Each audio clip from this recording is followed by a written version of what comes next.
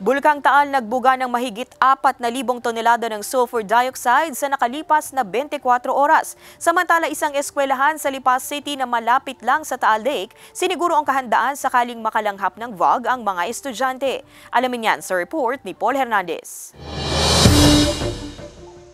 Tanaw na tanaw mula sa Tagbakin Elementary School sa Barangay Halang sa Lipa City ang Bulkang Taal mula sa paaralan. Kita ang forma ng bulkan. Ilang araw ring hindi na aninag ng husto ang Taal dahil sa pagbalot ng smog. Sa 24-hour monitoring na irehistro ang mahigit sa 4,000 toneladang sulfur dioxide. Ang pinakawala nito, mababa ang pagsingaw sa 300 metrong taas. Relatively mababa ito kesa nga dun sa previous na umabot ng 5 digits yung mga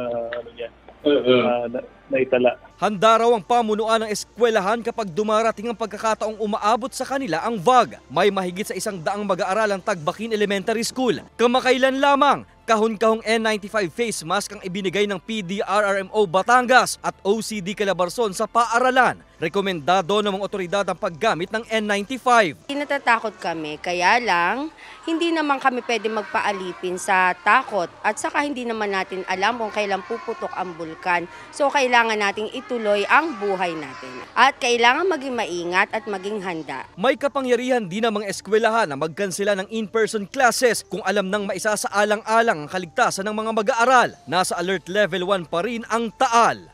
Kasama si Buhaya Dante Jr., Paul Hernandez, Balitang Southern Tagalog.